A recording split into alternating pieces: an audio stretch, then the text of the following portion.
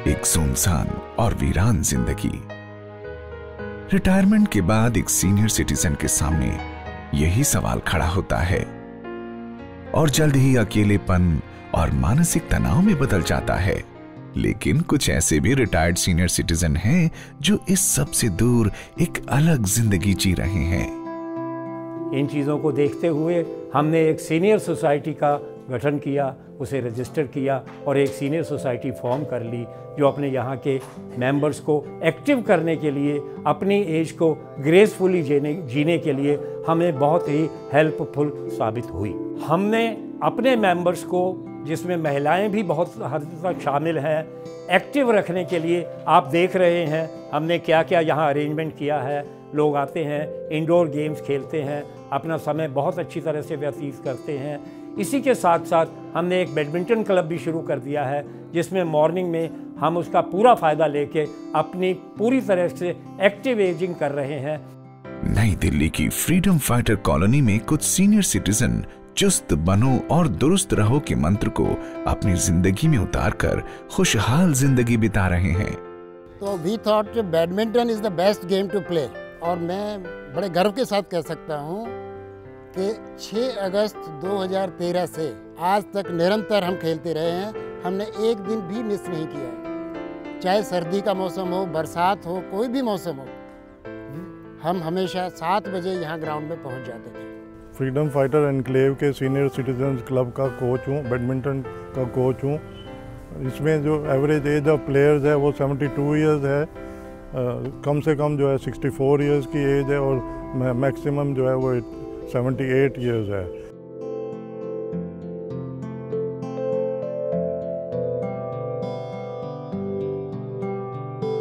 जिस समय हमारी सोसाइटी ठीक चलने लग गई, हमें ये लगा कि हम तो सिर्फ अपने लिए ही जी रहे हैं, हमें तो अपने आसपास के लिए भी जीना सीखना चाहिए।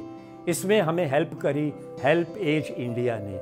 उन्होंने एक फिजियोथेरेपी इक्विपमेंट का सेंटर हमें भेंट किया जो उन्होंने लगभग 1 साल चला के हमें दिया और हमने अब अपनी आसपास की सोसाइटी के लिए, सबके लिए हम उसको रन कर रहे हैं। बहुत बढ़िया चला रहे हैं।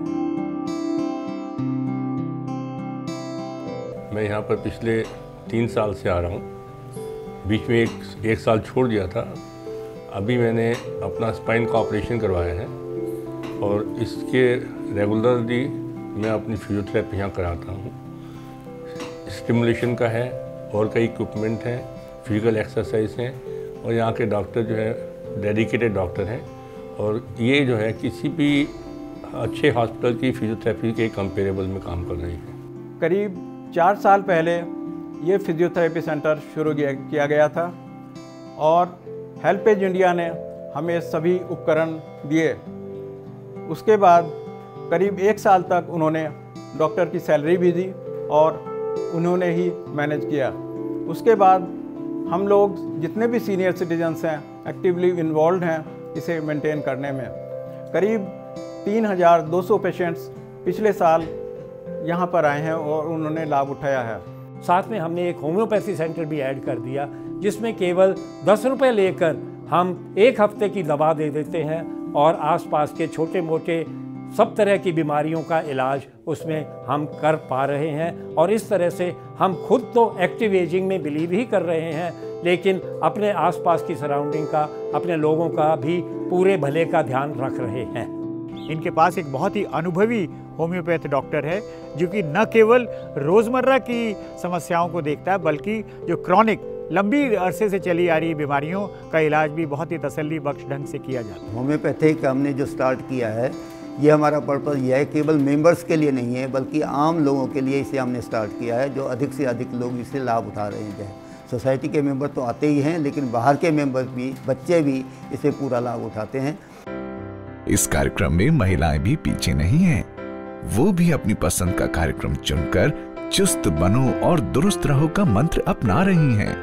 हम लेडीज़ यहाँ हर थर्सडे को सेंटर में आकर तंबोला भी खेलते हैं, रेसिपी डिस्कस करते हैं और एंजॉय करते हैं। पिछले 2.5 साल से सुबह 1 घंटा योगा का क्लास चलाते हैं। सुबह 11 बजे से 1 बजे तक हेल्थ, हाइजीन, किचन गार्डन, कुकरी क्लासेस ये सब चलाते हैं।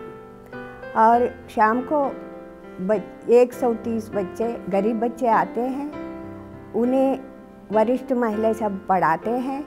मैं इस संस्था से पूरे 2.5 साल से जुड़ी हुई हूँ। यहाँ मैं बच्चों को क्राफ्ट सिखाती हूँ। मैंने यहाँ बच्चों को 3 तरह के क्राफ्ट सिखाए हैं, पीओपी क्राफ्ट्स, पेपर क्राफ्ट्स और ब्रेड क्राफ्ट्स। इन बच्चों के साथ काम करके मुझे बहुत अच्छा लगता है। हम लोग शाम को तो रोज़ मिलते ही हैं, जिसमें हम गेम्स खेलते हैं, और इसके अलावा महीने के आखिरी में हम आपस में मिलकर के किसी न किसी का, जिसका भी उस मंथ में बर्थडे होता है, मनाते हैं।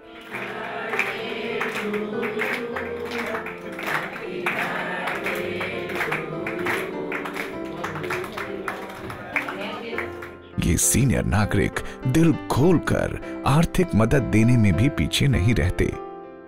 हाल ही में उत्तराखंड में आई आपदा के बाद इन्होंने HelpAge India Uttarakhand relief fund में 71,000 रुपए का योगदान दिया। हेल्पेज इंडिया सीनियर नागरिकों की और संस्थाओं को भी प्रेरित करता है कि वो इसी प्रकार से एडवांटेज सेंटर बनवाएं और ऐसे कार्यक्रम चलाएं। हेल्पेज इंडिया के एडवांटेज प्रोग्राम के तहत चुस्त बनो और दुरुस्त रहो, यही खुशहाल जिंदगी की राह है।